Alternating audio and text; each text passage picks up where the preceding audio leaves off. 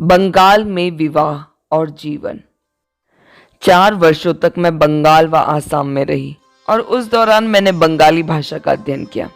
जब मैं आसाम के सिलचर क्षेत्र में अपने पति के साथ रह रही थी, तब एक दिन मैंने अपने पुस्तकालय में एक पर्चा पाया।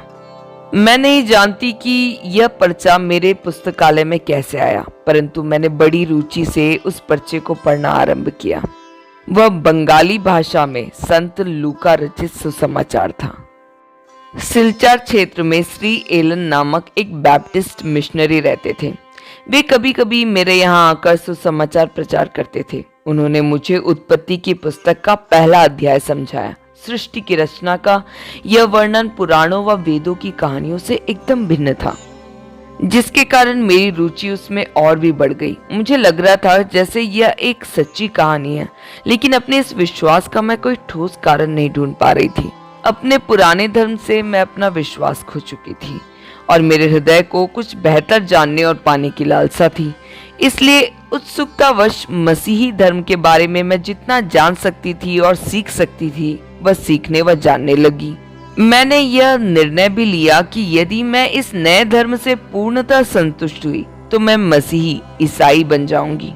मेरे पति ने अपनी शिक्षा एक मिशन स्कूल से प्राप्त की थी और वे बाइबल से भली भांति परिचित थे, परंतु किसी भी रीति से अपने आप को मसीह धर्म से जोड़ना नहीं चाहते थे और वे इस बात से बिल्कुल विरुद्ध थे कि उनकी पत्नी सार्वजनिक रूप से बपतिस्मा ले व ऐसे मसीही समाज से जुड़े जिसका कि लोग मजाक बनाते थे। इन सब बातों के कारण क्रोधित होकर उन्होंने कहा कि वह श्री एलन का हमारे घर आना बंद करवा देंगे। यदि वे अधिक समय तक जीवित रहते तो पता नहीं मेरा भविष्य क्या होता। किसी धर्म की खोज में मैं अब लगभग निराश हो गई थी। हिंदू धर्म में अब मेरे लिए कोई आशा न रह गई थी और ब्रह्मो धर्म का भी कोई निश्चित रूप नहीं था। उसके अनुसार जैसा मनुष्य चाहता है वह अपनी सुविधा अनुसार अपने लिए वैसा ही बन लेता है। अपने सब परिचित धर्मों से अपनी सुविधा अनुसार कुछ सिद्धांत चुनकर वह अपने प्रयोग के लिए नया धर्म बना लेता है। ब्रह्मो धर्म की नींव मनुष्य के स्वाभाविक ज्ञान और बुराई या भलाई की अपनी समझ पर आधारित है, जो कि सभी मनुष्य में मौजूद होती है। ब्रह्मो धर्म मुझे कभी भी संतुष्ट नहीं कर पाया। फिर भी मैं इस मत की कुछ अच्छी बातों पर विश्वास करती थी, जो कि रूढ़िवादी हिंदू धर्म से बेहतर थी। पूना में विधवापन का जीवन। अपने पति की मृत्यु के बाद सिलचर क्षेत्र को छोड़ मैं पूना आ गई और उस शहर में 1 साल तक रही। यहाँ सुधार आंदोलन गुट के नेताओं व प्रार्थना समाज के सदस्यों ने मुझसे करुणापूर्ण व्यवहार किया और मेरी सहायता की। रानाडे, मोदक, केलकर और डॉक्टर भंडाकर उन लोगों में से थे जिन्होंने मेरी सहायता की। मिस हफोर्ड, जिनका संबंध हाई चर्च से था, वे कभी कभी मुझे मराठी भाषा में नया नियम सिखाती थी। इस समय तक मैं अंग्रेजी भाषा सीखने लगी, परंतु मुझे यह भाषा लिखनी और पढ़नी नहीं आती थी। मिस हफोर्ड मुझे प्राथमिक पुस्तकों से शिक्षा देती, परंतु मेरी रुचि इन पुस्तकों के बजाय नए नियम को पढ़ने में अधिक थी। यहाँ के एक मिशनरी फादर गोरे मुझे हिंदू और ईसाई धर्म के अंतर को समझाते थे। उनकी शिक्षा द्वारा मैं बहुत लाभान्वित हुई। इंग्लैंड में मसीह की ओर खिंचाव। सन 1883 में मैं इंग्लैंड गई ताकि अपने आप को जीवन और कार्य के लिए तैयार कर सकूं। जब मैं वहां पहुंची तो बांटेज के धर्म भागिनियों सिस्टरों ने मेरा प्रेम पूर्वक स्वागत किया। उनमें से एक सिस्टर का परिचय मिस हार्वर्ड ने मुझे सेंट मैरीज होम पुणे में कराया था। वे मुझे अपने साथ अपने गृह होम ले आई। उनमें से एक सिस्टर जो आगे चलकर मेरी आध्यात्मिक माता बनी, उन्होंने मुझे धार्मिक व धर्मनिरपेक्ष विषयों पर शिक्षा देना आरंभ किया। चल्टेनहम लेडीज कॉलेज की प्रिंसिपल स्वर्गीय मिस बीएल और अपनी आध्यात्मिक माता की मैं जीवन भर ऋणी रहूंगी, जिन्होंने कष्ट उठाकर मुझे वे सब सिखाए जो मेरे जीवन भर के लिए लाभदायक सिद्ध हुए। उनके द्वारा दी गई शिक्षा अधिकतर आत्मिक थी। उनके मातृ भाव व गहन आत्मिक प्रभाव ने मेरे चरित्र के निर्माण में काफी सहायता की। मैं ईश्वर का धन्यवाद करती हूँ जिसने मुझे ऐसी प्रेमी व दयावान मसीही स्त्रियों के साथ रहने का अवसर प्रदान किया। एक बार प्रधान माता मदर सुपीरियर ने मुझे जरा परिवर्तन के लिए होम की एक नई शाखा में भेजा जो लंदन शहर में स्थित थी। उन सिस्टरों ने मुझे वहां चलने वाले राहत कार्य दिखाए।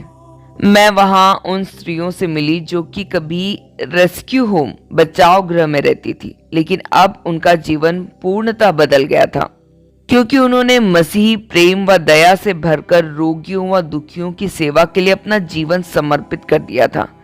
अपने जीवन में मैंने पहली बार समझा कि इन भटकी व दुखी स्त्रियों के जीवन को सुधारने के लिए कुछ करना चाहिए, और वे मसीही लोग जिन्हें कि हिंदू लोग अछूत व निर्दयी समझते थे, वे इस समाज से तिरस्कृत और अभागी स्त्रियों के प्रति अति दयालु थे। मैंने अपने देश में इस प्रकार की स्त्रियों के सुधार कार्य के लिए हिंदुओं को कार्य करते हुए कभी ना देखा था और ना ही सुना था। मैंने कभी किसी को उनके प्रति सहानुभूति प्रकट करते हुए भी नहीं देखा था और ना ही किसी स्त्री को भटकने से बचाने के लिए कोई प्रयास करते देखा था। हिंदू शास्त्रों के अनुसार ऐसी स्त्रियों के साथ किसी प्रकार की सहानुभूति प्रकट नहीं की जाती थी। हिंदू नियमों के अनुसार राजा के पास यह अधिकार था कि वह ऐसी कुकर्मी व भटकी हुई स्त्रियों को शहर से बाहर निकलवा दे और उन्हें कुत्तों से खिलवाए।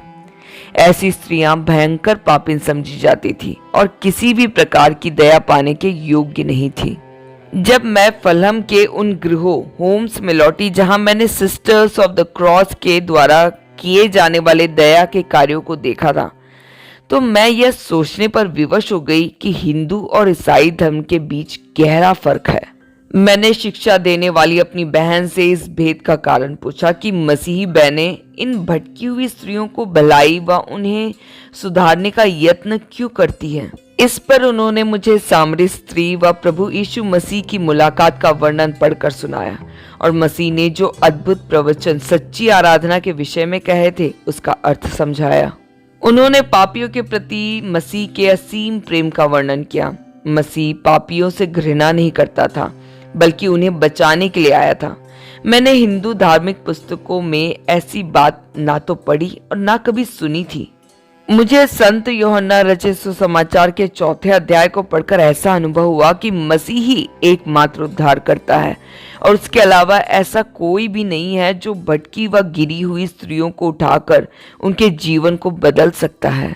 इस रीति से मेरा मन मसीही धर्म की ओर आकर्षित होने लगा। फादर गोरे द्वारा लिखित पुस्तक को पढ़कर मैं सच्चाई के प्रति बौद्धिक रूप से निश्चित हो गई और सन 1883 के अंत में इन वॉन्टेन की धर्म भागिनियों के साथ रहते हुए चर्च ऑफ इंग्लैंड में मेरा बपतिस्मा हुआ। मैं काफी आनंदित थी और इस नए धर्म को पाकर, जो मेरी जानकारी के सब धर्मों से श्रेष्ठ था, हर्ष से भरपूर थी। मुझे पता था कि इस बपतिस्मे के कारण मेरे मित्र व देशवासी खुश न होंगे, परंतु इस कदम को उठाने के बाद मुझे कभी पछताना ना हुआ। मेरी आत्मिक भूख को हिंदू शास्त्र कभी ना मिटा सके, परंतु बाइबल ने मेरी आत्मिक भूख को मिटाया और मैं तृप्त हो गई। बपतिस्मे और दृढ़ीकरण के बाद मैंने मसीही सिद्धांतों पर लिखित बहुत सी पुस्तकों का पूर्ण रीति से अध्ययन किया। अनेक मसीही मतों की शिक्षा की भिन्नता को पढ़कर मेरा मन और व्याकुल उठा। हर एक मत बाइबल के आधार पर किसी एक सिद्धांत पर जोर डालता और दूसरे मत से भिन्न होने का दावा करता। बपतिस्मा पाने के उपरांत 5 वर्षों तक जब मैं इंग्लैंड और अमेरिका में रही, तब मैंने इन भिन्न सिद्धांतों को निकटता से परखा। मैं प्रसिद्धि मसीही मतों के लोगों से मिली, जैसे कि high church, low church, Baptist, Methodist, Presbyterian, फ्रेट्स, यूनिटेरियन, यूनिवर्सलिस्ट, रोमन कैथोलिक और यहूदी और अन्य। इनके अलावा मैं स्पिरिचुअलिस्ट, थियोसोफिस्ट, मोर्मन, मसीही वैज्ञानिकों और रहस्यवादी धर्मों को मानने वाले लोगों से भी मिली। कोई भी मेरी भावनाओं की कल्पना नहीं कर सकता जब मैंने मसीही देशों में पाए जाने वाली मतों की शिक्षाओं की इन भिन्नताओं को देखा। मैंने थियोसोफिस्ट मत वालों को हिंदुस्तान के नास्तिकों की तरह पाया और मोर्मन को उन हिंदुओं के समान ही जो कि एक से अधिक स्त्रियां रखते, और स्पिरिचुअलिस्ट को भूत प्रेत की पूजा करने वालों की तरह, और क्रिश्चियन साइंटिस्टों को उन हिंदुओं की नाई पाया जो पुराने वेदांतों के दर्शन पर चलते हैं। इनकी शिक्षा मेरे लिए नवीन न था। ऐसे शिक्षकों को मैं हिंदुस्तान में उनके पुराने पूर्वी अस्तित्व में जानती थी, और जब मैं उनसे अमेरिका में मिली तो मुझे लगा कि उन्होंने सिर्फ अपना भारतीय वेशभूषा को बदलकर मौसम के अनुकूल पश्चिमी वेशभूषा धारण कर ली है। रूढ़िवादी और गैर रूढ़िवादी मसीही मतों की शिक्षा को देखकर मैं उनका कारण तो स्पष्ट रूप से समझ नहीं पाई, और इसलिए मैंने सोचा कि जब तक मनुष्य शरीर में है तब तक ऐसे मतभेद बने रहेंगे। इस तरह की भिन्नता ब्राह्मणों के हिंदू धर्म में भी पाई जाती है, इसलिए मैंने इसे अधिक महत्व नहीं दिया। इससे केवल यही प्रकट होता है कि लोग आपस में झगड़ते हैं और उनमें मन की एकता नहीं है। वैसे तो मैं इस नए धर्म को पाकर बहुत संतुष्ट थी, फिर भी बौद्धिक समस्याओं से जूझ रही थी। मेरा मन कुछ और उत्तम पाना चाहता था जो मुझे अब तक नहीं मिला था। अपने 32वें के 8 वर्ष के बाद मैंने यह जाना कि मैंने मसीही धर्म को तो पा लिया था जो मेरे लिए अच्छा था, परंतु मैंने प्रभु यीशु मसीह को, जो इस धर्म का जीवन है, नहीं पाया था, और वही संसार में आने वाले हर मनुष्य की ज्योति है।